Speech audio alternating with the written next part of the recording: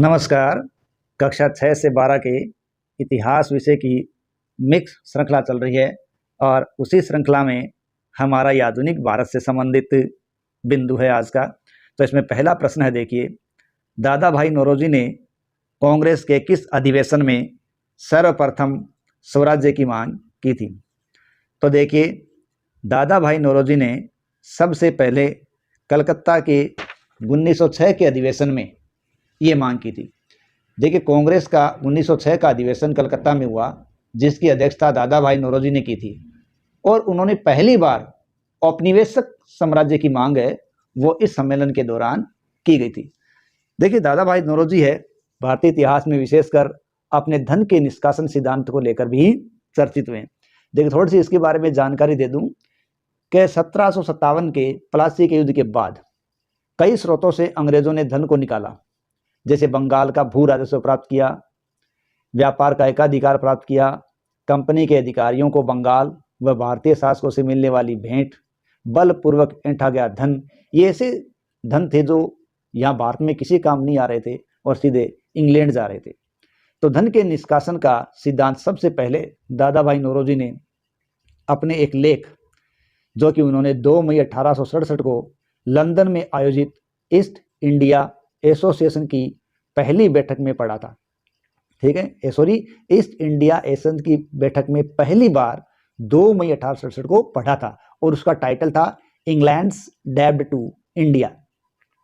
इसके अलावा दादा भाई नौरोजी ने poverty and un British rule in India में धन के निष्कासन का सिद्धांत है उसकी विशुद्ध व्याख्या भी की थी और नौरोजी ने कहा था कि धन का निष्कासन ही समस्त बुराइयों की जड़ और भारतीय निर्धनता का कारण है।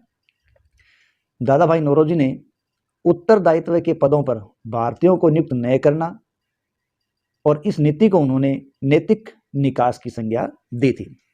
नेक्स्ट है, कांग्रेस का प्रथम विभाजन किस अधिवेशन में हुआ था? देखिए, कांग्रेस का पहला विभाजन 1907 के सूरत अधिवेशन में हुआ था। देखिए, 23 दिसंबर 1907 में सूरत में कांग्रेस का सम्मेलन हुआ और सूरत का 1907 का ये सम्मेलन 23 दिसंबर का हुआ, 23वां ही सम्मेलन था। इसमें कांग्रेस नरम और गरम दो दल में विभाजित हो गई थी, जिसके कारण ये अधिवेशन भंग भी हो गया था और 1907 के इस अधिवेशन की अध्यक्षता रास बिहारी घोष द्वारा की गई थी। तो ये तो है 2 प्रश्न। अगला देखिए, हमारा मुस्लिम लीग की स्थापना से संबंधित। देखिए, मुस्लिम लीग की स्थापना कब हुई? जहां तक मुस्लिम लीग की बात है, उसकी स्थापना 1906 में हुई थी। 30 दिसंबर 1906 को आगा खां, ढाका के नवाब सलीमुल्ला, के फजलुल हक आदि के नेतृत्व में ढाका में भारतीय मुस्लिम लीग की स्थापना हुई थी। ठीक है, और 1908 में जब मुस्लिम लीग ने अमृतसर अधिवेशन किया, तो अमृतसर अधिवेशन में मुस्लिम लीग ने पहली बार मुस्लिमों के आरक्षण की मांग उठाई थी और इस समय लीग का स्थायी अध्यक्ष आगा खां को बनाया गया था। और मुस्लिम लीग के पहले अध्यक्ष की अगर बात आए तो वो थे वकार उल मुल्क मुश्ताक हुसैन। ठीक है, पहले अध्यक्ष तो थे वकार उल मुल्क मुश्ताक हुसैन और बाद में स्थायी अध्यक्ष किसको बनाया गया? आगा खां को बनाया गया था। ये कब की बात है? अमृतसर अधिवेशन 1908 की बात है। नेक्स्ट, विदेशों में सबसे पहले भारतीय ध्वज फहराने का श्रेय किसे है? देखिए, विदेशों में सबसे पहले भारतीय ध्वज को फहराने का श्रेय दिया जाता है मैडम भिखाजी कामा को दिया जाता है। नेक्स्ट, अगला है, किस अधिनियम के द्वारा पृथक निर्वाचन की व्यवस्था की गई थी? देखिए, ये अधिवेशन है 1909 का अधिवेशन। देखिए, जब 1773 का रेगुलेटिंग एक्ट आया था, तब ये बात कही गई थी कि प्रत्येक 20 वर्ष बाद ब्रिटिश सरकार अधिनियम जारी करेगी।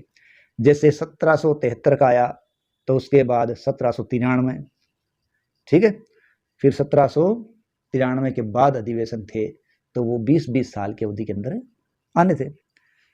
लेकिन बीच बीच में अन्य विशेष अधिवेशन भी विशेष इनके प्रावधान या एक्ट भी आए थे। तो उनका जो 1909 का अधिवेशन था, अधिनियम था, 1909 का जो अधिनियम था वो भारत के अंदर एक प्रकार से सांप्रदायिकता की नींव स्थापित करने वाला था, क्योंकि 1909 में जो अधिनियम आया वो मार्लिमेंटो अधिनियम कहलाया, क्योंकि इस समय मिंटो भारत के वायसराय थे और मार्ले भारत के सचिव थे। तो उन्हीं के नाम से 1909 का अधिनियम मार्ले मिंटो अधिनियम या भारत शासन अधिनियम कहलाया। भारत में इस समय लोक सेवा आयोग की स्थापना हुई और भारत में पहली बार विधायिका में मुसलमानों का पृथक निर्वाचन किया गया था। इस प्रकार पृथक निर्वाचन की व्यवस्था 1909 में कर दी गई और इसी के साथ एक प्रकार से सांप्रदायिकता की शुरुआत हो गई थी। 192 में प्रश्न अपना आ रहा है, दिल्ली दरबार के समय भारत के वायसराय कौन थे? देखिए, जब दिल्ली का दरबार लगा था तो भारत के वायसराय लॉर्ड हार्डिंग थे। कौन थे? Lord Hardinge. देखिए, लॉर्ड हार्डिंग का जो समय है वो 1910 से 1916 का है। कब का है? 1910 से 1916 का। देखो 12 दिसंबर 1911 को ब्रिटिश सम्राट जॉर्ज पंचम और क्वीन मेरी ये भारत आए थे और 1911 में बंगाल का विभाजन रद्द कर दिया गया, जो कि 1905 में हुआ था, और बिहार और उड़ीसा नाम के दो नए प्रांत बना दिए गए। उड़ीसा को बंगाल से निकालकर ही बनाया गया था और भारत की राजधानी भी कलकत्ता से हटाकर दिल्ली स्थानांतरण की घोषणा कर दी गई थी। बॉम्बे में गेटवे ऑफ इंडिया बनाया गया था 1911 में जॉर्ज पंचम के आगमन में सम्मान में। और इस समय जो 1911 का कलकत्ता अधिवेशन हुआ था, उस कलकत्ता अधिवेशन में रविंद्रनाथ टैगोर ने पहली बार जन गण मन गाया था और यही जन गण मन जो 27 दिसंबर 1911 को पहली बार कलकत्ता अधिवेशन में गाया गया था, वो जनगण मन 24 जनवरी 1950 को राष्ट्रगान के रूप में अपना लिया गया। और इस कलकत्ता के 1911 के अधिवेशन की अध्यक्षता करने वाले व्यक्ति थे विशन नारायण दर।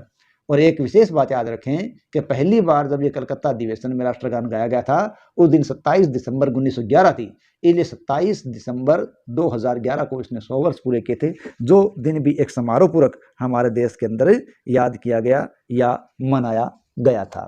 ठीक है, तो अब नेक्स्ट अपना देखते हैं, किस वायसराय पर राजधानी दिल्ली में प्रवेश करते समय रास बिहारी बोस ने बम फेंका था? ठीक है, यानी रास बिहारी बोस के द्वारा बम फेंकने की घटना किसके साथ हुई है? देखो 1912 की बात है, ये ध्यान रखें, व्यक्ति तो है लॉर्ड हार्डिंग। कौन है? Lord Hardinge. देखिए 23 दिसंबर 1912 दिल्ली के चांदनी चौक में रास बिहारी बोस जोरावर सिंह बारठ ने रास बिहारी बोस और जोरावर सिंह बारठ ने वायसराय हार्डिंग पर बम फेंका था और यह कांड दिल्ली षड्यंत्र कांड के नाम से जाना गया। और बाद में इस कांड में मास्टर अमीचंद, अवध बिहारी व बाल मुकुंद को फांसी दी गई थी। ठीक है, नेक्स्ट अगला है सैन फ्रांसिस्को में। ठीक है, कहाँ? सैन फ्रांसिस्को में गदर पार्टी की स्थापना किसने की थी? देखिए मई 1913 की बात है। लाला हरदयाल, सोहन सिंह भागना, परमानंद, हरनाम सिंह आदि ने मिलकर पोर्टलैंड अमेरिका में गदर पार्टी का गठन किया था। तो यहाँ पहला नाम कौन आएगा? लाला हरदयाल सिंह है, वो इसके मुख्य करने वालों के अंदर शामिल थे। गदर पार्टी कहाँ स्थापित हुई थी? San Francisco. ठीक है, अब है अगला अपना प्रश्न, स्वराज्य मेरा जन्मसिद्ध अधिकार है, मैं इसे लेकर रहूंगा, ये कथन किसका है? तो देखिए स्वराज्य मेरा जन्मसिद्ध अधिकार है, मैं इसे लेकर आऊंगा, ये प्रसिद्ध कथन है बाल गंगाधर तिलक का। तो किसका है? बाल गंगाधर तिलक। देखिए बाल गंगाधर तिलक है, इन्होंने राष्ट्रीय एकता के लिए शिवाजी उत्सव और गणेश उत्सव जैसे त्यौहार महाराष्ट्र में मनाने की प्रथा शुरू की थी। और ये भी ध्यान रखे कि तिलक है, उनको 6 साल की अपने कर्तव्य के कारण सजा हुई थी और उनको मांडले जेल के अंदर 6 साल के लिए रखा भी गया था। बाद में वेलेंटाइन सिरोल ने इनको भारतीय शांति का जनक भी कहा था। नेक्स्ट है, भारत में सर्वप्रथम होम रूल लीग 1916 की स्थापना किसने की थी? यानी 1916 की जो होम रूल है उसकी स्थापना किसके द्वारा की गई थी? देखो अप्रैल 1916 में महाराष्ट्र में तिलक ने होम रूल की स्थापना की थी और 1 सितंबर 1916 को एनी बेसेंट ने मद्रास में होम रूल लीग की स्थापना की थी। और जो होम रूल है वो होम रूल शब्द आयरलैंड के आंदोलन से ग्रहण किया था। एनी बेसेंट आयरलैंड से आई थी और इसमें स्वराज्य पार्टी की भी मांग उठाई थी। तो 1906 के अंदर सबसे पहले सॉरी 1916 में सबसे पहले होम रूल की बात किसने की थी? बाल गंगाधर तिलक। ध्यान रखिए उसके बाद एनी बेसेंट का नाम आता है जिन्होंने मद्रास में ये बात करवाई थी। ध्यान रखिए होम रूल है, उसको हिंदी में भी नाम याद रखें, गृह शासन, क्योंकि ये कई बार मुश्किल में खड़ी कर देता है गृह शासन। साथ ही साथ में एक बार बता देता हूँ, इतिहास में एक सम्मेलन आता है गोलमेज सम्मेलन, उसको भी अंग्रेजी में याद रखो, राउंड टेबल कॉन्फ्रेंस। कई बार ये इंग्लिश और हिंदी शब्द है वो मुश्किल खड़ी कर देते हैं। तो इसी के साथ आज का हमारा टॉपिक समाप्त होता है। आशा है आपको पसंद आया होगा। धन्यवाद।